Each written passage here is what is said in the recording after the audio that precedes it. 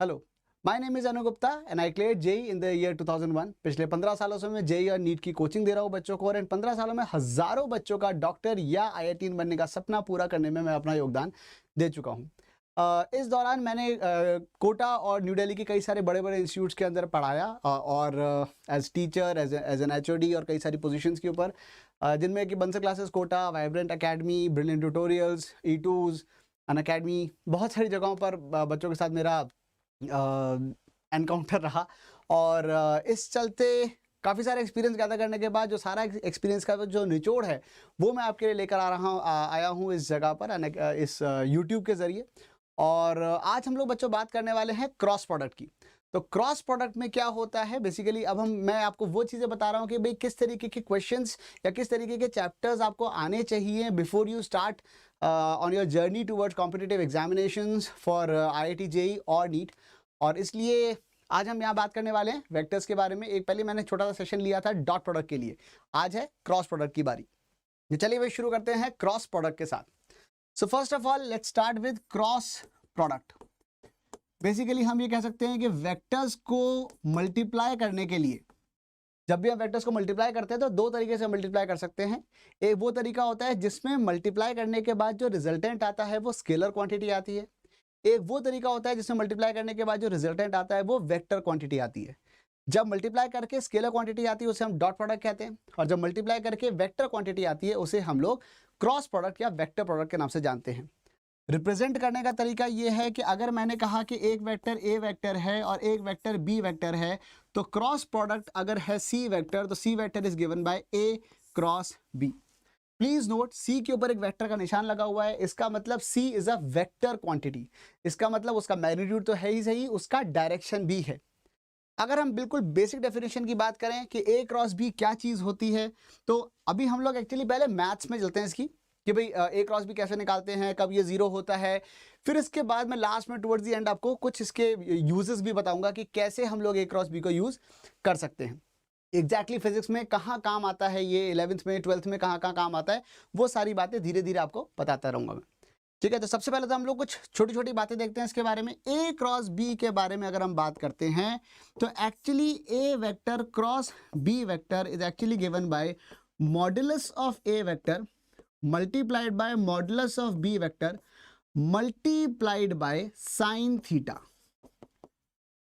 ठीक है, इसका मतलब ये है कि अगर यहाँ पे एक ए वेक्टर था और यहाँ पर एक बी वेक्टर भी था, जिनके बीच का एंगल अगर थीटा था, तो A cross B is given by A B sine theta. इसको हम लोग सिंपली ऐसे भी लिख सकते हैं कि this is A into B multiplied by sine theta.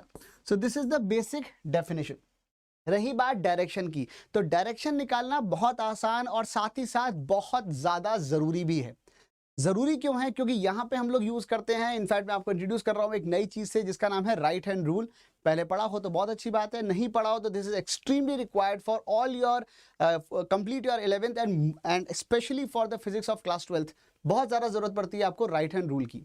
Right hand rule का मतलब ये हो गया कि अगर एक वेक्टर इस डायरेक्शन में है और एक डायरेक्शन इस डायरेक्शन में, मतलब अगर एक ए वेक्टर इधर है और अगर बी वेक्टर इधर है, ठीक है, अगर ए वेक्टर इधर है और बी वेक्टर इधर है और आपको इन दोनों का ए क्रॉस बी निकालना है, तो मैग्नीट्यूड तो हो ही जाएगा कि ए की लंबाई मल्टीप्लाइड बाय बी की लंबाई multiplied by sine of the angle between them. ठीक है, A B sine theta. But what about the direction? तो direction is always given by right hand rule.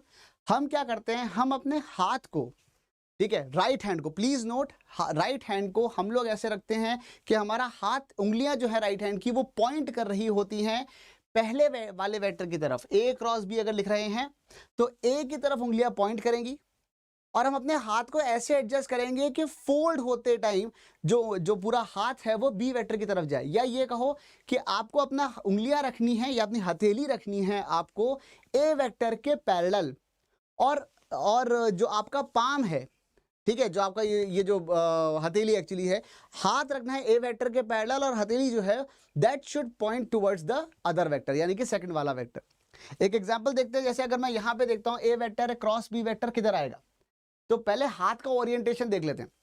तो अगर हाथ अपने रखा है ऐसे, तो palm should be facing the other vector. अगर यहीं पे मैं हाथ को ऐसे भी रख सकता था, पर उस केस में मेरा जो पाम है वो नीचे की तरफ पॉइंट करता, पर मुझे नीचे की तरफ फेस नहीं करवाना है, मुझे उस दूसरे वाले वेक्टर की तरफ फेस करवाना है।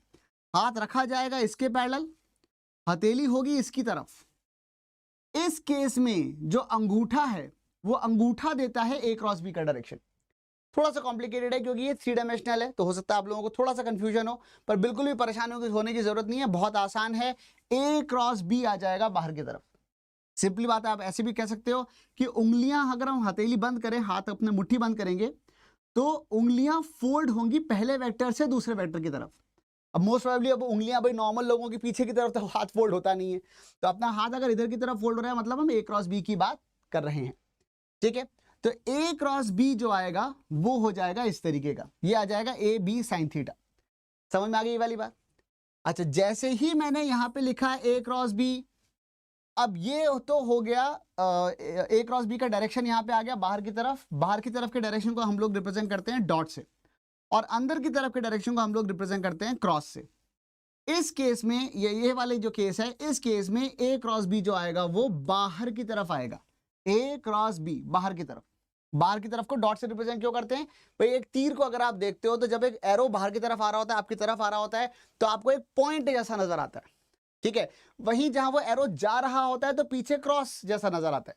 अगर आपने कभी एरो देखा हो तो, नहीं हो तो कोई बात नहीं, याद रख लो। बाहर की तरफ अगर कोई चीज है तो उसको, जैसे अगर कोई चीज राइट वर्ड है तो उसको ऐसे रिप्रेजेंट करते हैं, लेफ्ट वर्ड है तो ऐसे रिप्रेजेंट करते हैं, ऊपर ऐसे, नीचे ऐसे। बाहर को रिप्रेजेंट करने का तरीका होता है ये, और अंदर को रिप्रेजेंट करने का तरीका होता है ये। समझ में आ गई ये वाली बात बच्चों सबके? चलिए, तो ये हुई बेसिक डेफिनेशन ए क्रॉस बी की।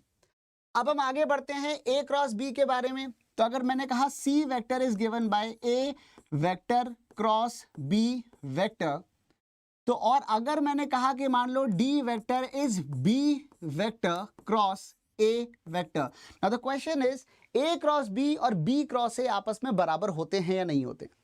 सिंपल सी बात, एक बार फिर देखते हैं डायरेक्शन और मैग्नीट्यूड दोनों के हिसाब से। अगर मैंने कहा ए वेक्टर इधर है, चलो थोड़ी सी प्रैक्टिस भी कर लेते हैं। इस बार मैंने कहा चलो ये बी वेक्टर इधर की तरफ आया, और दोनों के बीच में जो एंगल आया वो हुआ थीटा। तो ए क्रॉस बी किधर है? तो मैं यहां पे कह सकता हूं कि ए क्रॉस बी तो बाहर की तरफ है, पर बी क्रॉस ए देखा जाए तो वो अंदर की तरफ है। तो इसका मतलब ये हुआ कि अगर मैंने कहा कि सी वेक्टर का मॉडुलस और डी वेक्टर का मॉडुलस, वो तो दोनों ही ए बी साइन थीटा होंगे। But what about direction? तो सी वेक्टर का जो डायरेक्शन है, यानी कि ए क्रॉस बी का जो डायरेक्शन है वो बाहर की तरफ आया, और डी वेक्टर का डायरेक्शन अंदर की तरफ आया। और खास बात यहां पे क्या नजर आई? खास बात ये नजर आई कि इन दोनों वेक्टर्स का मैग्नीट्यूड सेम है पर डायरेक्शन उल्टा है। इसका मतलब एक्चुअली मैं ये कह सकता हूं कि A vector cross B vector is actually minus times B vector cross A vector. ठीक है, जैसे आपको हमने लास्ट क्लास में देखा था ए डॉट बी और बी डॉट ए बराबर होते हैं, एग्जैक्टली सेम होते हैं, वहां डायरेक्शन का कोई मतलब ही नहीं है। लेकिन यहां पे A cross B is minus times B cross A, इस बात का हमें स्पेशल ध्यान रखना होता है। ठीक है, तो ये एक इंपॉर्टेंट पॉइंट है जो अगर आप याद रखेंगे तो आपके लिए बहुत ही बढ़िया होगा। A cross B is minus times B cross A, याद रह जाएगी ये वाली बात बच्चों। चलिए, अगर इतनी बात याद रह गई, अब हम आगे बढ़ते हैं कि भाई ए क्रॉस बी की वैल्यू जीरो कब होगी? This is zero if what are the cases in which the value of a cross b is zero? तो उसके लिए हम क्या कह सकते हैं? a cross b is zero if number 1, या तो modulus of a he zero हो, a वेक्टर का मॉडुलस यानी कि a अगर वो जीरो हो जाए, या फिर मॉडुलस ऑफ b जीरो हो जाए। ठीक है, या फिर तीसरी बात ये हो जाए कि a वेक्टर जो है वो पैरेलल हो b वेक्टर के, या ये कहो कि थीटा जीरो है, या फिर ये कहो कि ए वेक्टर एंटी पैरेलल है बीटा बी वेक्टर के, यानी कि थीटा हो गया पाई। अगर दोनों वेक्टर एक ही डायरेक्शन में पॉइंट कर रहे हैं तो भी डॉट प्रोडक्ट, तो भी क्रॉस प्रोडक्ट जीरो आएगा। अगर दोनों वेक्टर ऑपोजिट डायरेक्शन में पॉइंट कर रहे हैं तो भी क्रॉस प्रोडक्ट जीरो आएगा। समझ में आ गई ये वाली बात बच्चे सबके? क्लियर है ये? इतना इतना पार्ट सबको बिल्कुल क्लियरली समझ में आ गया क्या? और अगर इतना पार्ट आपके बिल्कुल बढ़िया से समझ में आ गया है तो और आगे बढ़ते हैं हम लोग। और आगे बढ़ते टाइम मैंने कहा चलिए ये बताइए कि A vector cross A vector क्या होगा? ए वेक्टर क्रॉस ए वेक्टर मतलब उसी वेक्टर के साथ दोबारा अगर क्रॉस ले लिया जाए तो वो कितना आएगा? वो आएगा a multiplied by cos of 0। a cross a multiplied by cos नहीं sorry sine multiplied by sine of 0, ठीक है। और वो आ जाएगा साइन 0 हो जाएगा 0, तो ये बन जाएगा a स्क्वायर इंटू 0 यानी कि आ गया 0।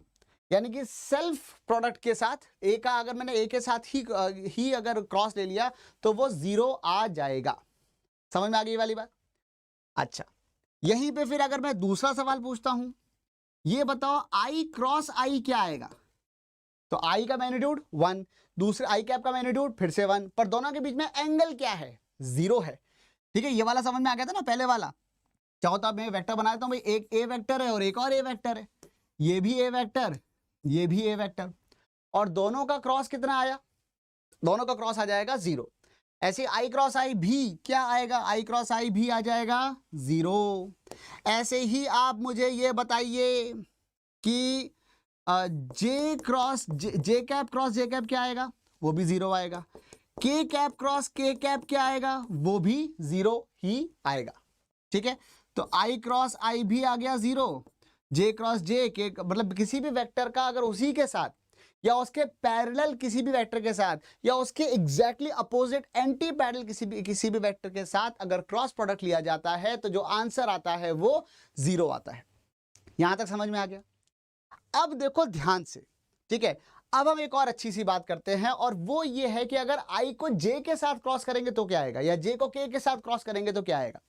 तो देखो, वैसे तो खैर मैं यहाँ पे डायग्राम बना के आपको थोड़ा सा एक बार दिखाने की कोशिश करता हूँ, हालांकि अपने पास रामबाण है, उस तरीके से अपन जल्दी निकाल लेते हैं। जैसे अगर ये आई कैप है तो यहाँ पे जे कैप और के कैप बाहर की तरफ है, मेरे ख्याल से आप ये बात समझते हो।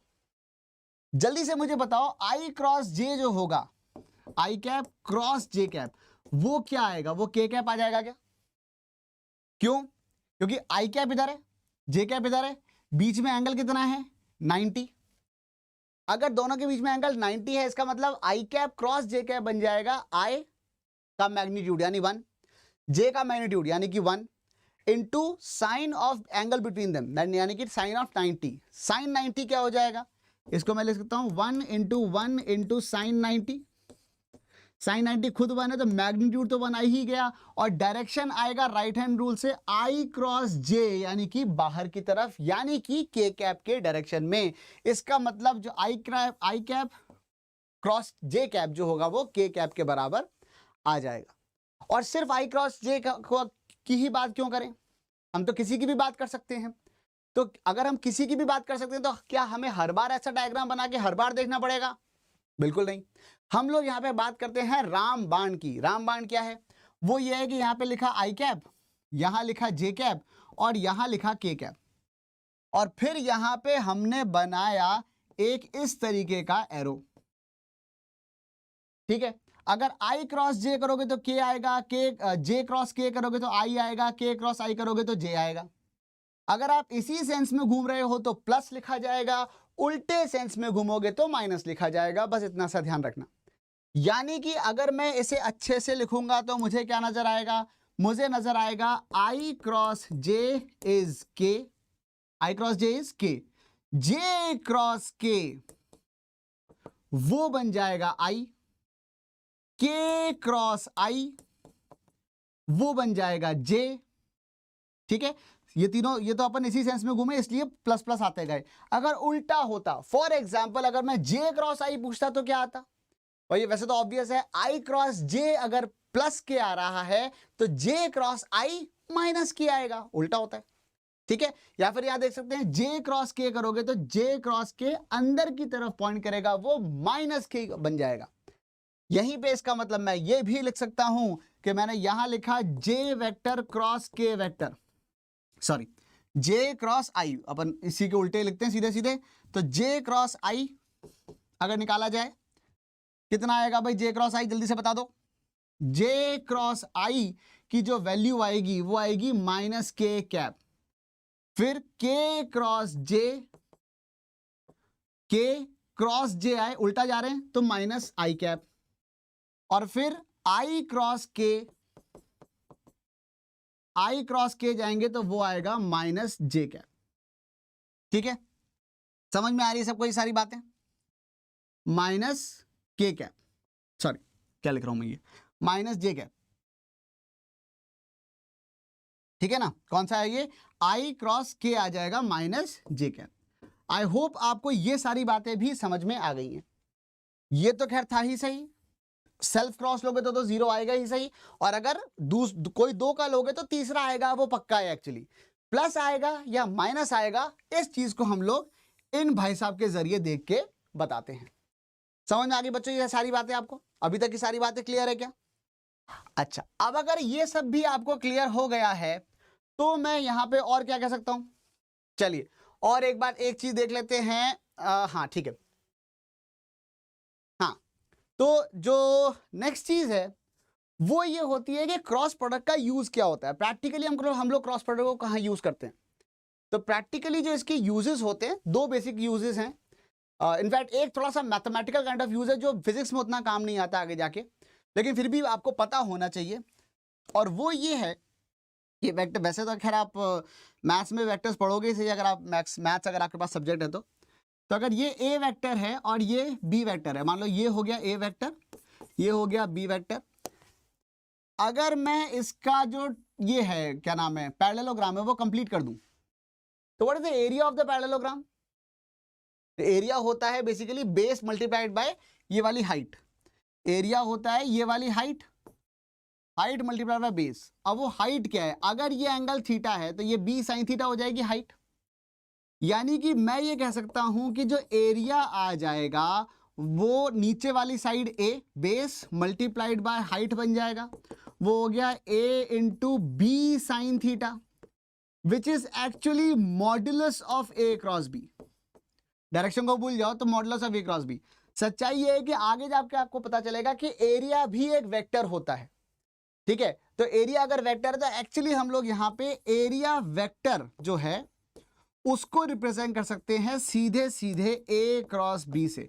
अब डायरेक्शन आप बाहर की तरफ इधर की तरफ पॉजिटिव मान रहे हो या अंदर की तरफ पॉजिटिव मान रहे हो वो अलग बात है, ये मैथमेटिकल एप्लीकेशन है।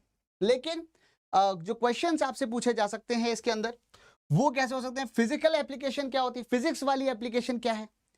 फिजिक्स वाली एप्लीकेशन आपसे ये पूछी जा सकती है, जैसे एक फॉर्मूला है जो आगे जाके आपके काम आएगा, उसका जो क्रॉस प्रोडक्ट में यूज होता है वो मैं आपको थोड़ा सा बता देता हूं।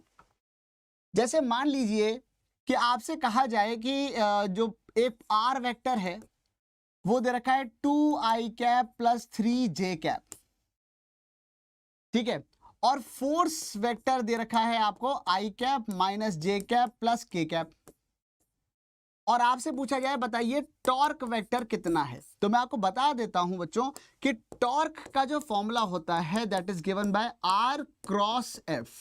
ये आगे जाके रोटेशन नाम के चैप्टर में क्लास 11 में आपके काम आता है। तो टॉर्क की वैल्यू हो जाएगी r क्रॉस f। टॉर्क की वैल्यू जब r क्रॉस f हो जाएगी तो उसको निकालने के लिए हम क्या करेंगे? सॉल्व करते हैं। आइए सॉल्व करते हैं। तो हमने लिखा भाई टॉर्क अगर मुझे निकालनी है वो हो जाएगी r क्रॉस f। तो r क्रॉस f लिखने के लिए मैंने फटाफट से r लिखा, r is 2i cap plus 3j cap. r क्या है, f क्या है, टॉर्क क्या होती है, ये सारी बातें हम आगे देखेंगे। अभी मैं आपको सिर्फ वो मैथमेटिकल टूल्स बता रहा हूं जिनकी आपको रिक्वायरमेंट होगी इन क्वेश्चंस को सॉल्व करने के लिए, ताकि जब ये चीज आपके सामने आए तो आप फिजिक्स पे कॉन्सेंट्रेट कर पाए, मैथ्स आपको पता चले कि हाँ यार ये देखा देखा सा है, तब भी आपको हम लोग सॉल्व ही करके दिखाएंगे, ठीक है। लेकिन तब भी जब आपको बताएंगे तब आपको लगे कि हाँ यार ठीक है, ये मतलब ऐसी कोई अनजानी सी चीज नहीं है कि अचानक सामने आ गई कि हे भगवान ये क्या होता है। भाई मुद्दे की बात ये है कि हम लोग कर ही इसलिए रहे हैं ताकि आपके हाथ पैर ना फूल जाए इन टाइम पे, ठीक है। तो ये हो गया आर और क्रॉस, और एफ वेक्टर हो जाएगा आई कैप माइनस जे कैप प्लस के कैप। इसी को सॉल्व करने का वैसे एक तरीका डिटर्मिनेंट से भी होता है, लेकिन मैं आपको जो बेसिक तरीका है, जो सुंदर सा बढ़िया सा तरीका है, वही वाला बता रहा हूं। तो अब अगर मैं इसको सॉल्व करूंगा तो टॉर्क की वैल्यू क्या आ जाएगी? पहले तो हम इसका इसके साथ, जैसे नॉर्मली अलजेब्रा में सॉल्व करते हैं ना, मल्टीप्लाई करते हैं, पहले इसका इसके साथ क्रॉस लिया, फिर इसका इसके साथ लिया, फिर उसका आगे लिया, फिर इसका आगे इसके साथ, और एक एक करके सारे टर्म लिखते जाएंगे। तो 2i क्रॉस i लिख दिया यहां पर, तो i क्रॉस i तो 0 होता है। अभी देखा था हमने सेल्फ क्रॉस जो होता है वो 0 होता है, देखा था क्या, ये लिखा हुआ है, कहां गया, हाँ ये रहा, i क्रॉस i क्या होता है 0। बस उसी चीज को यूज करते हैं। फिर यहां पे आया, इसको इसके साथ लिया तो ये आ गया प्लस 2 इंटू -1। अब 2 इंटू -1 आ ही गया है, तो वो कितना बन जाएगा, वो बन जाएगा -2 और i क्रॉस j, ठीक है। और फिर यहां पर आए प्लस 2i क्रॉस k। अब हर बार अपने को याद नहीं रखना है, हम तो सिर्फ वो i j k वाला गोला बना के बैठ जाएंगे। अभी बना लेते हैं, ठीक है। पहले एक बार सारे पूरा टर्म लिख लें, पूरा एक्सप्रेशन लिख लें, फिर आगे लिखेंगे, ठीक है। ये इस 2i को इन तीनों के साथ मल्टीप्लाई किया, वो मिल गया, क्रॉस लिया। फिर उसके बाद आया plus 3j cross i -3j cross j plus 3j cross k। समझ में आ गई ये वाली बात, ठीक है। एक एक टर्म लिखते चले गए, वो सारे के सारे टर्म यहां ब्रैकेट में डाल देते हैं। अब सबकी वैल्यू डाल दो बाइज्जत। कैसे डालोगे, i j और k, यहां से यहां एरो, यहां से यहां एरो, यहां से यहां एरो, क्लॉकवाइज घूमे, i cross j, j cross k cross i किया तो प्लस, और उल्टा किया तो माइनस, ठीक है। पहली बात तो मुझे यहां पे ये समझ में आई कि ये तो 0 हो गया और j क्रॉस j भी 0 हो गया। चलो भाई 6 में से 2 टर्म का तो साफ हो गया, ठीक है। अच्छा एक मिनट, मैं जरा एक बार जस्ट कंफर्म कर लूं मैंने कुछ गड़बड़ तो नहीं करी है, बहुत सारी कैलकुलेशन होती है इसके अंदर। तो 2 इंटू आई क्रॉस आई हो गया, -2 इंटू आई क्रॉस जे, ठीक है, और 2 इंटू आई क्रॉस जे, आई क्रॉस के, ठीक है, 3j क्रॉस आई -3j क्रॉस जे, 3j क्रॉस के, ठीक है। ये वाले दोनों 0 गए। व्हाट इज आई क्रॉस जे, तो आई क्रॉस जे इज के, तो यहां पे क्या आ जाएगा -2, ये बन गया k cap, i cross k is -j cap, तो ये -2j कैप, इसका काम हो गया, इसका भी काम हो गया। अब इसकी बारी, plus 3j cross i is -k cap, तो एक और माइनस आ गया, ठीक है। तो j cross i is -k, तो -3k कैप, और वो आखिरी वाला j cross k is plus i, तो ये आ गया +3i कैप। यानी कि अगर मैं वेक्टोरियली देखूं तो ये चीज क्या, ये वेक्टर क्या बन गया, ये वेक्टर बन जाएगा 3i cap -2j cap and -5k cap. This is the torque vector which we needed. हो सकता है इसकी बहुत ज़्यादा फिजिकल जो एक्सप्लेनेशन है वो आपके अभी ज़्यादा समझ में ना आए, लेकिन आपको क्रॉस प्रोडक्ट को हम लोग एग्जैक्टली कहाँ यूज़ करते हैं, क्या होता है क्रॉस प्रोडक्ट, क्या इसके यूजेस होते हैं, ये बात आपको समझ में आनी चाहिए। एक बहुत इंपॉर्टेंट बात जो मैंने शुरू में नहीं बताई थी वो अब बता देता हूँ, याद दिला देता हूँ, और वो ये है कि A क्रॉस B जो होता है वो हमेशा A के भी परपेंडिकुलर होता है और B के भी परपेंडिकुलर होता है, क्योंकि A क्रॉस B इसी बोर्ड के प्लेन में लाई करेगा। A और B इसी बोर्ड में लाई कर रहे हैं, बोर्ड के प्लेन में लाई कर रहे हैं।